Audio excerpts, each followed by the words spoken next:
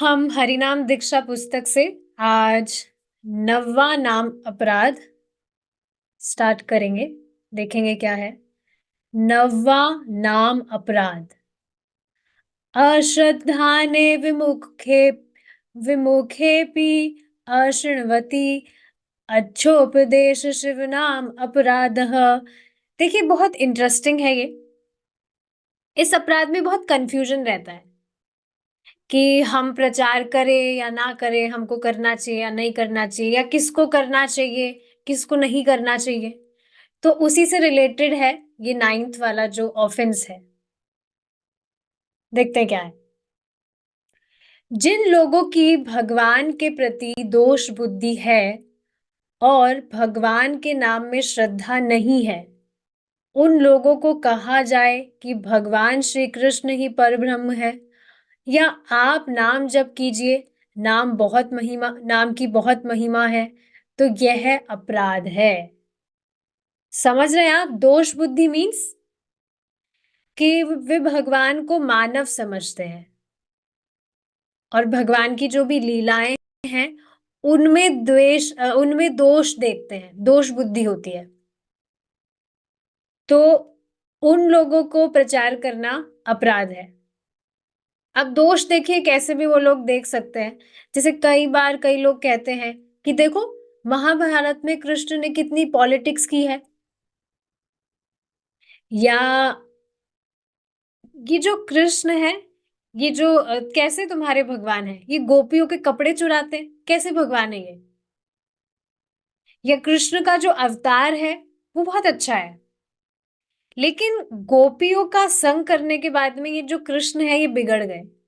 तो ऐसी ऐसी बातें करते हैं। एक तरफ तो भगवान कह रहे हैं कि हाँ, ये कृष्ण भगवान बहुत अच्छे हैं, और दूसरी तरफ इस तरह की बातें करते हैं। तो उनको कुछ भी पता नहीं होता है, इस वजह से वो इस तरह की दोष बुद्धि देखते हैं।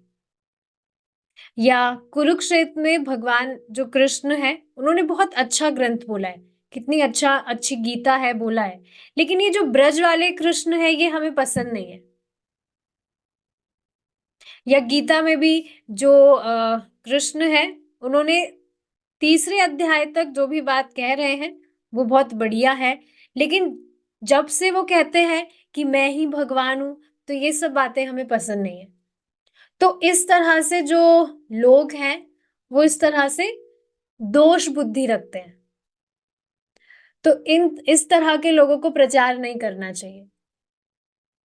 प्रभु जी बता रहे थे कि एक कोई वृद्ध व्यक्ति थे, वो आए थे प्रभु जी के पास, तो कहने लगे कि ये जो गीता है ये तो किसी व्यक्ति ने लिखी है, हम नहीं मानते इसको। अब आप बताइए, क्या भगवान टाइप करके देंगे गीता कि हाँ भाई ये हमारी गीता पढ़ेगा नहीं जब तक मैं इसको टाइप करके नहीं देता हूं, तो मैं खुद टाइप करता हूं इसके लिए। अभी तक तो जो भी पुस्तकें हैं वो इंसान ही तो छापता है। तो क्या सिर्फ भगवान की छपी किताबें ही व्यक्ति पढ़ता है?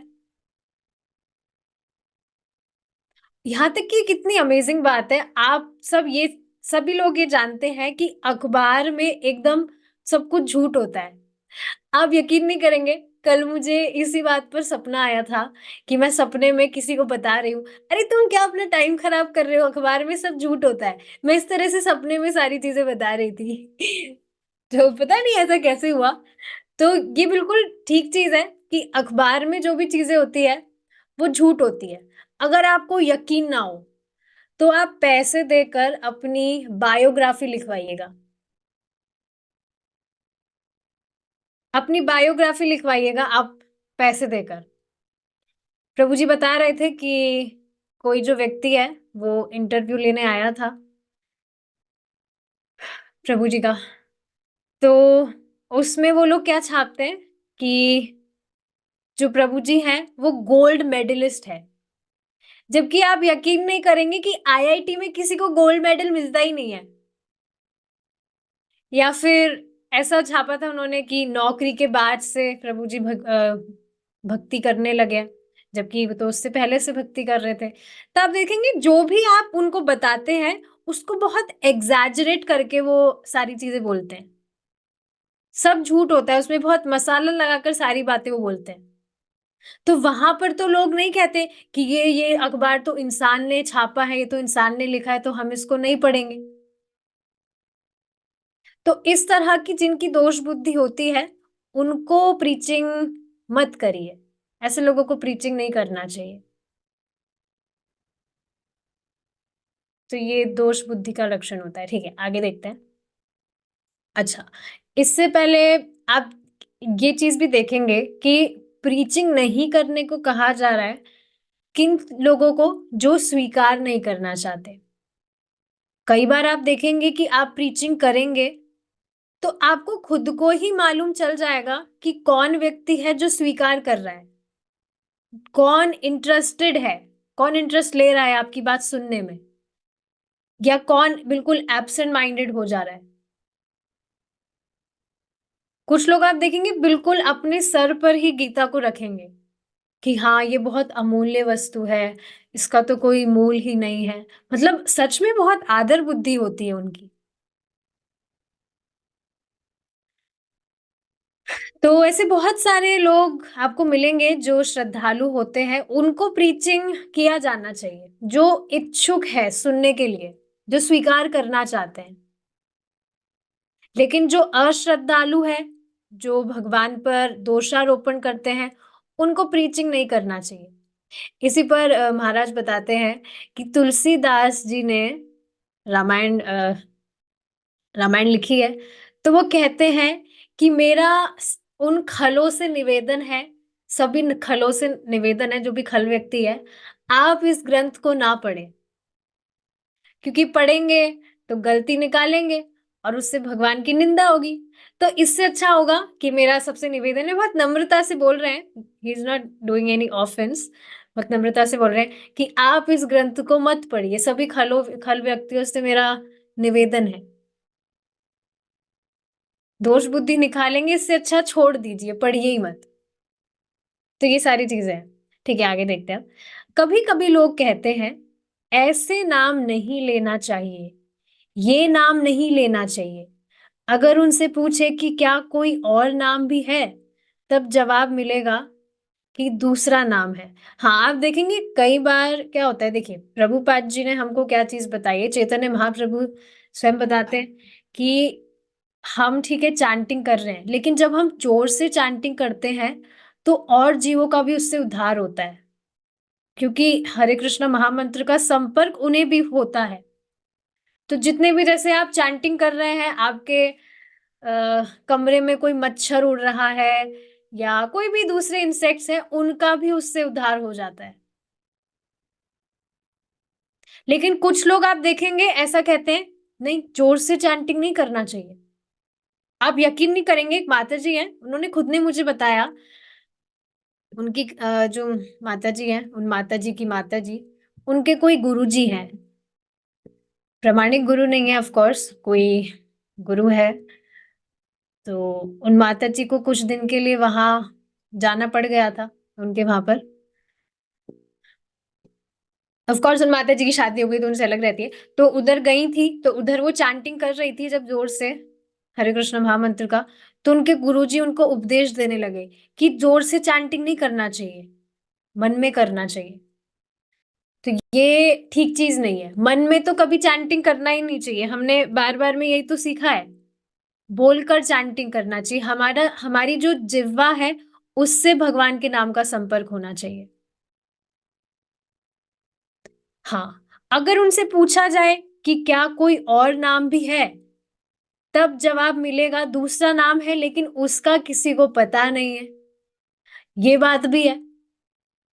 अक्सर कहते हैं गुप्त नाम है, गुप्त मंत्र है। आपने सुना होगा, कई लोग होते हैं जो कहते हैं गुरुजी ने हमें गुप्त मंत्र दिया है। उनसे पूछा जाए अच्छा क्या मंत्र है, हमें भी बताओ। नहीं नहीं, गुरुजी ने मना किया है, गुप्त है ये, किसी को बताना नहीं चाहिए। अभी मैं जहां पर मुझे जाना पड़ा था कुछ दिन पहले, तो वहां पर एक माता जी थी। शी वाज सेइंग कि हम भी इस संप्रदाय से जुड़े हैं, और उनसे पूछा अच्छा वहां क्या कराते हैं। सो शी वाज टेलिंग कि हम चैतन्य महाप्रभु को मानते हैं, चैतन्य महाप्रभु को मानते हैं। तो मैंने उनसे पूछा, "अच्छा, हरे कृष्णा महामंत्र तो फिर आप चैंटिंग करते होंगे?" मैं बहुत खुश हो गई थी, वाओ! चैतन्य महाप्रभु को मानते हैं। सो शी सेड नो, नहीं, हमारे गुरुजी ने हमको कोई गुप्त मंत्र दिया है, हम उसका उच्चारण करते हैं और वो बताना नहीं होता है, वो मतलब हमें ही पता है। हाँ, आप यकीन नहीं करेंगे, मैं मज़ाक नहीं बना रही, पर मेरी जो मम्मी हैं, वो भी कोई गुप्त मंत्र चैंटिंग करती थी पहले। मैं उनसे पूछती थी, "क्या मंत्र है, क्या मंत्र है?" ऐसे उनको मैं तंग करती थी।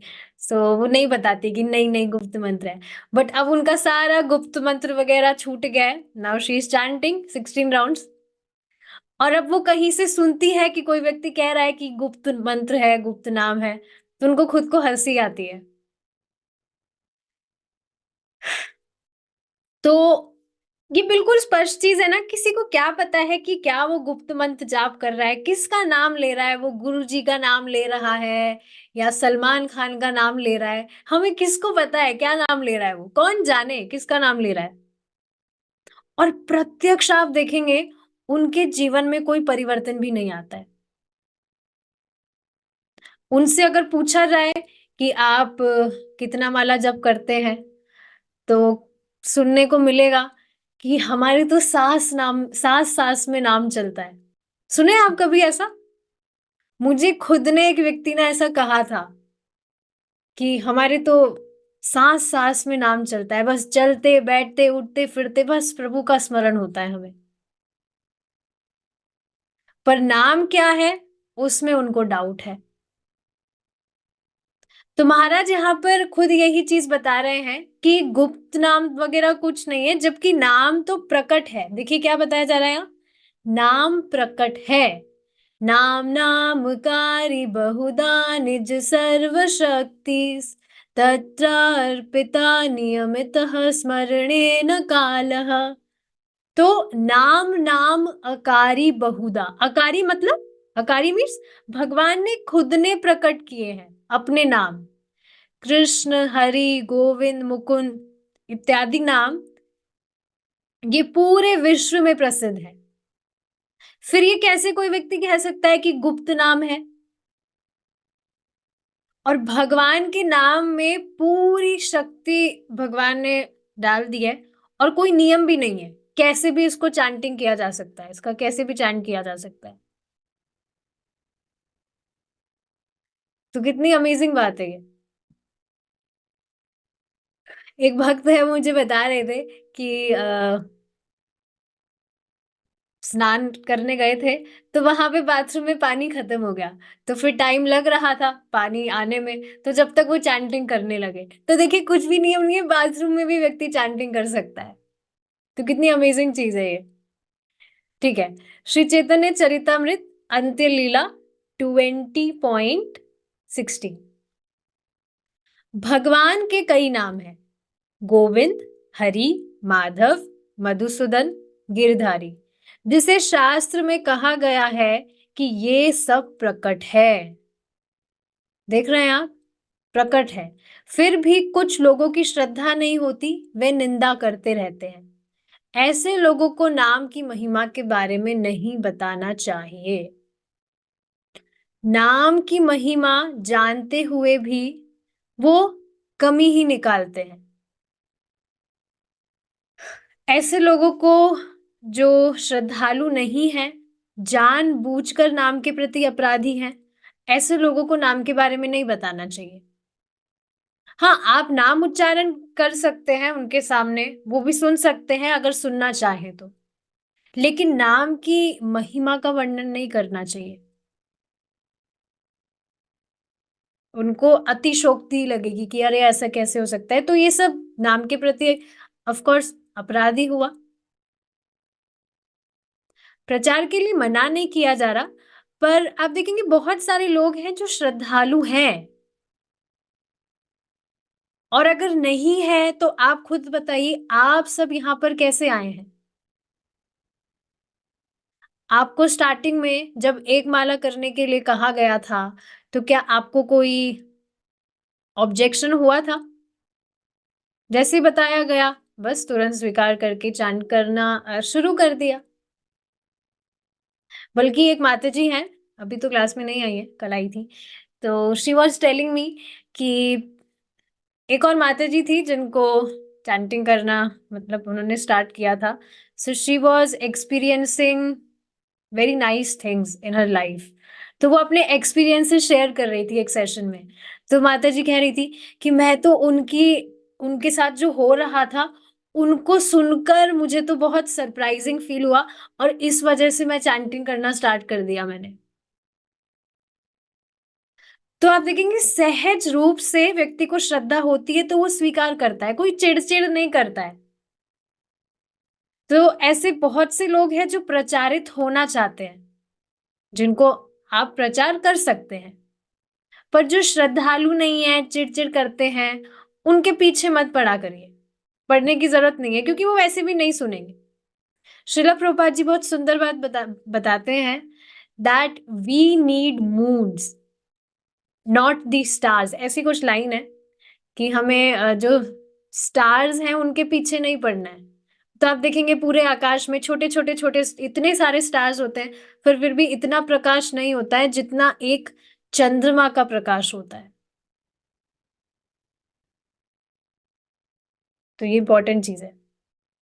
अब यहाँ पर ये एक स्टोरी है, बहुत इंटरेस्टिंग स्टोरी है, इससे आपको क्लियरली मालूम चल जाएगा क्या बात हो रही है।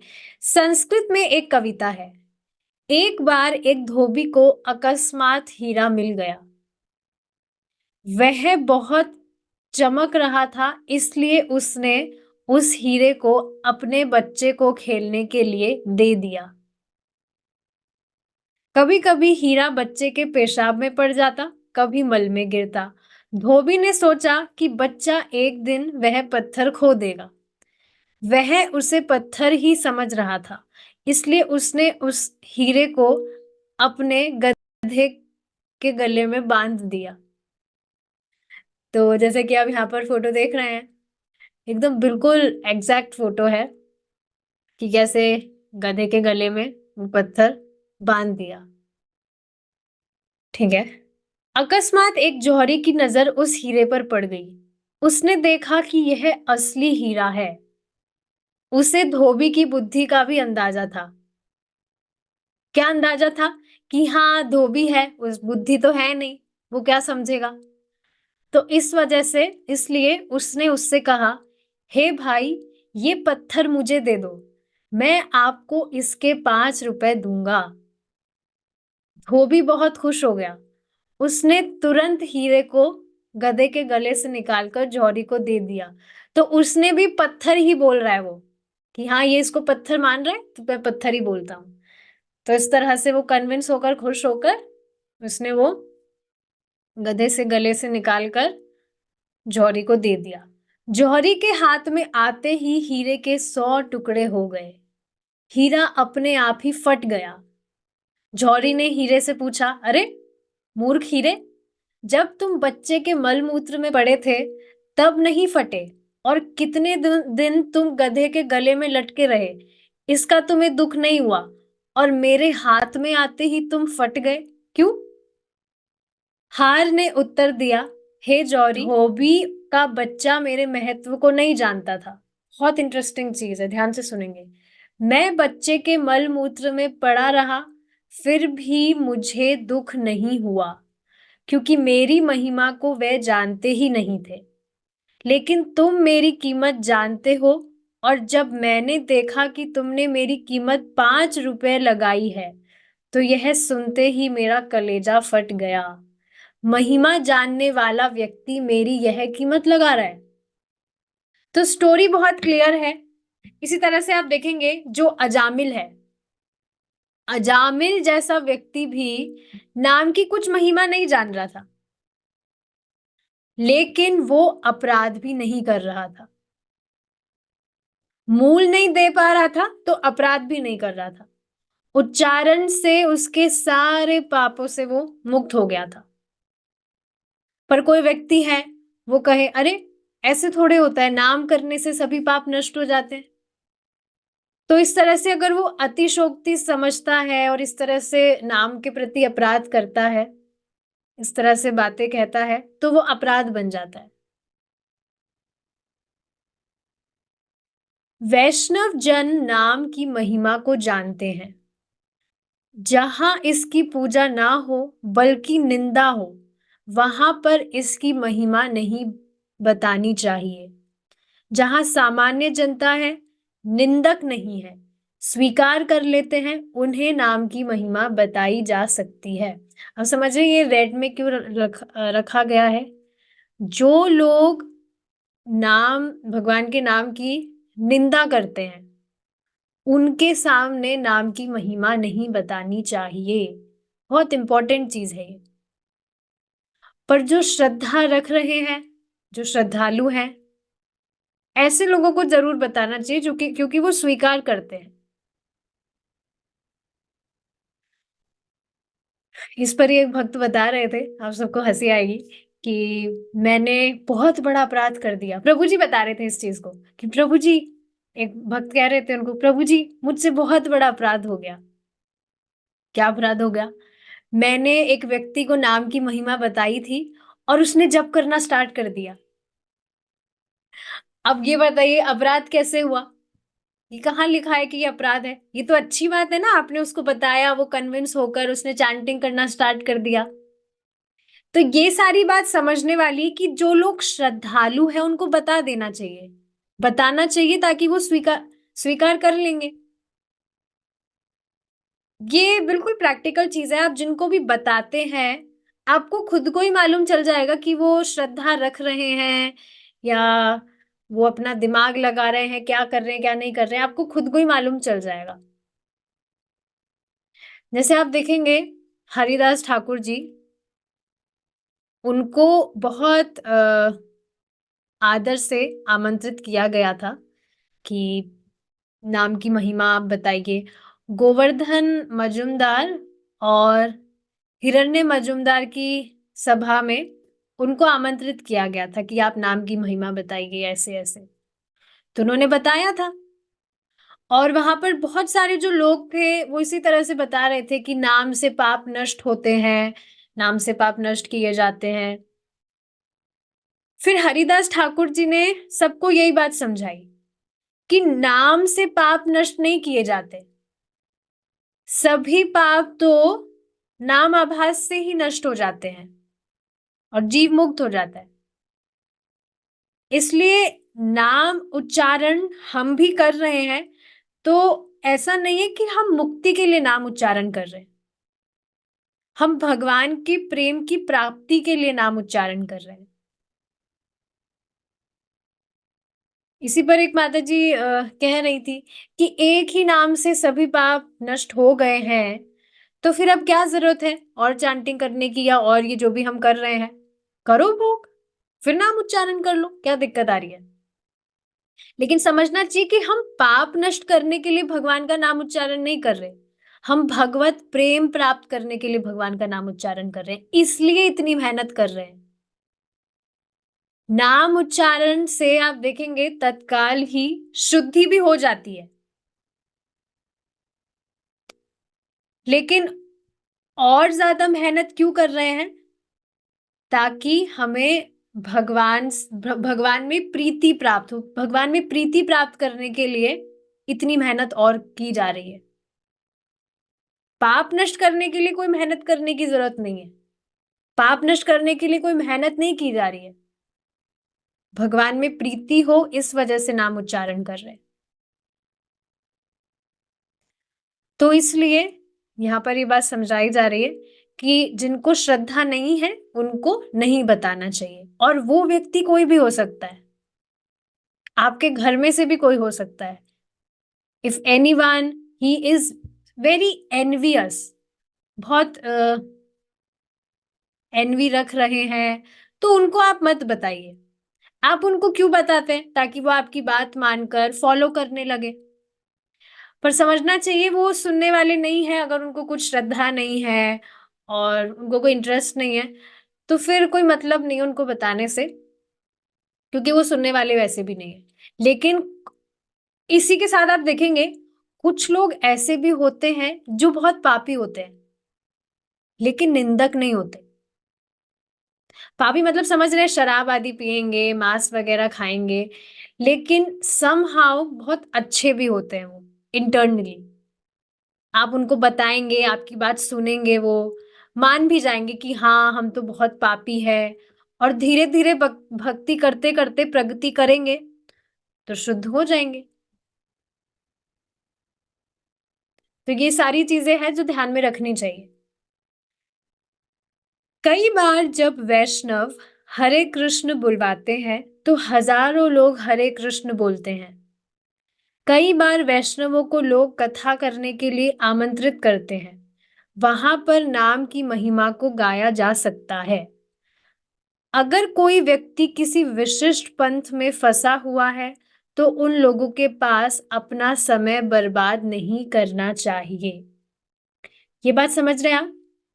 कहीं पर आपको बुलाया गया है और आपने या कहीं पर भी आप गए हैं, प्रीचिंग प्रोग्राम की बात नहीं है, कहीं वैसे भी आप गए हैं और आपने वहां पर बताया, पर बता आप जब बता रहे हैं लेकिन वहां पर अगर कोई निंदक निकला, तो उसमें आपका फॉल्ट नहीं है, क्योंकि आप तो सबको जहां पर भी आप बता रहे हैं, आप तो यही समझ रहे हैं कि सब अच्छे सज्जन लोग हैं, सब स्वीकार करेंगे। पर अगर कोई व्यक्ति वहां पर निंदक निकल गया, तो वहां आपका फॉल्ट नहीं होगा। जैसे वहीं पर उस सभा में जो भी हमने डिस्कस किया, हरिदास ठाकुर जी जहाँ गए थे, वहां पर एक गोपाल चपल नाम का एक व्यक्ति था। तो उसने जब ये बात सुनी कि नाम आभास से ही सारे जो पाप है वो नष्ट हो जाते हैं, तो उसको डाउट होने लगा कि अरे ऐसा कैसे हो सकता है, नाम आभास से मुक्त हो जाते, अगर ऐसा नहीं हुआ तो मैं तुम्हारी नाक काट दूंगा। तो हरिदास ठाकुर जी ने तो कुछ भी अपराध नहीं लिया था, लेकिन हरिदास ठाकुर जी ने ये कहा कि अगर नाम आभास से ही अगर व्यक्ति मुक्त नहीं हुआ, तो मैं खुद अपनी नाक काट लूंगा। अब उन्होंने तो कोई अपराध नहीं लिया, लेकिन वास्तव में ये उनके प्रति कितना बड़ा अपराध हो गया। तो गोवर्धन मजुमदार जो थे, जिनकी सभा थी, तो उन्हीं के यहाँ पर वो नौकरी करते थे, वो व्यक्ति गोपाल चापल नाम के जो व्यक्ति थे, तो उनको उसी दिन नौकरी से निकाल दिया था। और उनकी जो नाक थी वो चंपक के फूल के समान थी, वो भी कोढ़ से ग्रसित हो गई और गल गई थी। तो यहाँ पर आप यहाँ क्या समझ रहे हैं कि जिनकी वो सभा थी गोवर्धन मजुमदार की, उनको भी अपराध नहीं लगा। अगर वो उस व्यक्ति का सपोर्ट करते, तो फिर वो अपराध में आता, लेकिन उन्होंने उसका सपोर्ट नहीं किया। उनका उद्देश्य ये सब भी नहीं था कि इस तरह से हरिदास ठाकुर जी को बुलाकर उनकी इस तरह से निंदा की जाए या उनका कुछ भी किया जाए, गलत कुछ कहा जाए। ये सब उनका इंटेंशन नहीं था। तो उन्होंने उसका सपोर्ट नहीं करके उस व्यक्ति को तुरंत निकाल दिया था। तो ये चीज आप यहाँ पर समझ रहे हैं, बार बार एक ही बात आ रही है कि जो व्यक्ति श्रद्धा रखते हैं उनको बताया जा सकता है, पर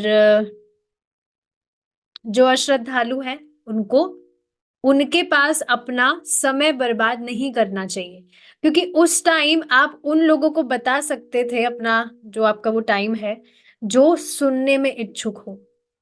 ये चीज मुझे भी पहले समझ में नहीं आती थी, मैं पीछे पड़ जाती थी कि हाँ ऐसे है ऐसे है, लेकिन सामने वाला समझता ही नहीं था, कन्विंस ही नहीं होता था। पर ये चीज समझनी चाहिए, वो स्वीकार नहीं करना चाहता है तो उसको उसके हाल पर छोड़ दीजिए।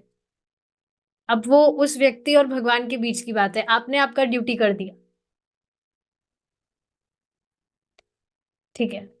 श्रीला प्रभुपाद जी ने अमेरिका में प्रचार किया, वे लोग अश्रद्धालु निंदक नहीं थे। उन्हें जानकारी ही नहीं थी कि कृष्ण कौन है, उनकी लीलाएं क्या है। बहुत इंपॉर्टेंट चीज है ये। तो कुछ लोग आप देखेंगे वो बिल्कुल एकदम इनोसेंट से होते हैं, इनोसेंट कहा जा सकता है, उनको पता ही नहीं है कि क्या है क्या नहीं है। जैसे यहाँ पर एक चीज़ मैं और शेयर करना चाहूँगी। कल एक ग्रुप था, वही सात्विक मूवमेंट वालों का जो वर्कशॉप होती है, तो वहाँ पर मैंने कल जॉइन किया, व्हाट्सएप ग्रुप था वो। तो वहाँ पर कोई व्यक्ति हैं, उन्होंने उनके जो यूज़र नेम होता है ना, उसी में पता है क्या लिख रखा था? मैं तो पढ़कर ही मुझे इतना बहुत ज़्यादा खराब-सा लग रहा था। उन्होंने लिखा हुआ था, जान रहे होंगे ना आप यूज़र नेम मतलब हम जहाँ अपना नेम लिखते हैं, वहाँ उन्होंने लिखा हुआ है, तू ही निरंकार। बाप रे बाप! तो मैं बस यही सोच रही थी कि उस ग्रुप में बाकी सारे जो लोग हैं, उनको तो बेचारों को कुछ पता ही नहीं है कि निरंकार क्या होता है या आकार क्या होता है। All are innocent. पर कुछ लोग होते हैं, जो इस तरह की प्रवृत्ति ही उनकी होती है। तो यहाँ पर भी यही चीज़ बताई जा रही है कि प्रभुपाद जी जब अमेरिका में प्रचार कर रहे थे, तो वहाँ पर वो जो लोग थे, वो ऐसा नहीं कि वो निंदक थे। उनको तो मालूम ही नहीं था कि कृष्ण कौन है, उनकी लीलाएँ क्या हैं। ये सारी चीज़ यहाँ पर बताई जा रही है। इसलिए वे जल्दी प्रभावित हो गए और श्री कृष्ण की लीलाओं को समझ गए। कहीं-कहीं ऐसे लोग होते हैं कि कृष्ण का नाम सुनते ही भगवान के आकार के बारे में सुनते ही विवाद करते हैं। ये चीज़ मुझे भी समझ में नहीं आती कि उन लोगों को प्रॉब्लम क्या होती है कि अगर भगवान को इस तरह से बताया जा रहा है तो। मतलब ऑफ़ कोर्स वो रियल चीज़ है। ए जो गलत चीज़ है वो तो वो लोग बता रहे हैं। पर उनको प्रॉब्लम क्या होती है इस तरह से भगवान को निराकार बताते हैं ये वो। तो उनकी प्रवृत्ति ऐसे होती है कि जैसे ही वो सुनेंगे तो तुरंत विवाद करना स्टार्ट करते हैं। ठीक है, इस टॉपिक को हम कल कंटिन्यू करेंगे। I will see if there are any questions. क्या कोई कृष्ण को अच्छा भगवान नहीं मानता और भगवान के लिए खराब शब्दों का इस्तेमाल करे तो क्या भगवान अपराध लेते हैं? देखिए बहुत सुंदर क्वेश्चन है ये। इसी पर मैं आपको एक चीज़ बताऊँगी। गोवर्धन लीला जब हुई थी जो मतलब मैंने सुनी थी, परम पूज्य राधा गोविंद महाराज से मैं सुन रही थी। तो उसमें जो इंद्र हैं, पहले इग्नोरेंस के कारण भगवान पर ही वो आक्षेप कर रहे थे। सब कुछ उन्होंने हमले-वमले करना स्टार्ट कर दिया था। लेकिन बाद में जब उनको पता लगा कि ये तो भगवान श्री कृष्ण हैं, परब्रह्म हैं, तो वो भगवान के पास में क्षमा माँगने गए। लेकिन कृष्णा वाज़ चिल। कृष्णा ऐसा नहीं थे कि कृष्णा गुस्से में मुँह बनाकर बैठे हैं। Krishna was chill. मतलब महाराज ये चीज़ समझा रहे थे कि भगवान इतने ग्रेट हैं कि वो कुछ अपराध भी नहीं लेते हैं। लेकिन इसका अर्थ ये नहीं है कि व्यक्ति को अपराध करने का लाइसेंस ले लेना चाहिए। बस मैं यहाँ ये बात क्या समझा रही हूँ कि उस टाइम पर जब इंद्र गए, भगवान से क्षमा माँग रहे थे, तब इंद्र खुद ही कह रहे थे कि भगवान आप इतने महान हैं कि आपको अपराध लग ही नहीं सकता। अपराध आप सोचिए ना किस व्यक्ति को लगता है?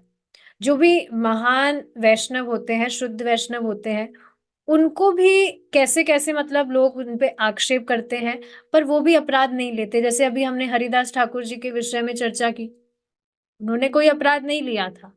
लेकिन फिर भी कोई व्यक्ति गलत कर रहा है, तो वो अपराध तो होता है। भगवान उसको अपराध नहीं लेते, पर अगर इस तरह से वो कुछ गलत कह रहा है, तो वो अपराध तो है ही ना।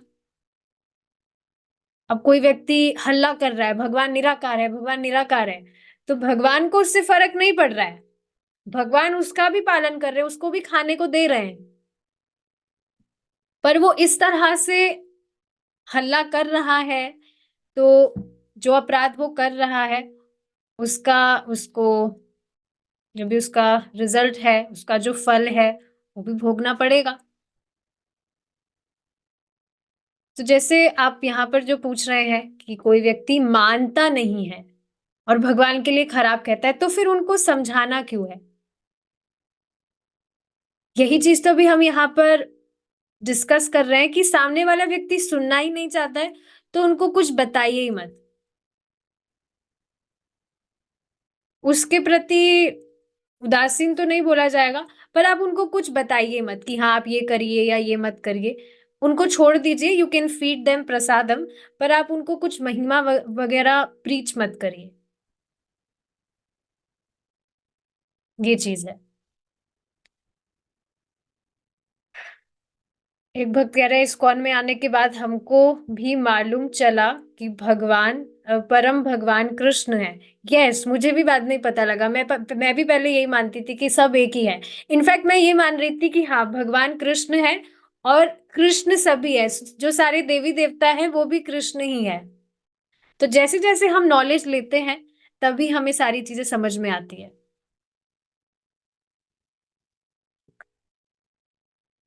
भगवान तो मानते हैं पर अच्छा भगवान नहीं मानते। तो क्या भगवान बुरे भी होते हैं? भगवान तो बुरे नहीं होते। बस यही है, समझना चाहिए जब तक व्यक्ति शास्त्र नहीं सुनेगा उसको नहीं समझ में आएगा। तो अब कोई श्रद्धा नहीं रख रहा है, नहीं सुनना चाहता है, तो बेटर आप उनको ज्यादा महिमा नहीं बताएं, कुछ महिमा मत बताइए उनको, छोड़ दीजिए उनके हाल पर। ठीक है, now we will end our discussion here. Srila Prabhupada की जय। निताई गौर प्रेमानंदे। हरि बोल।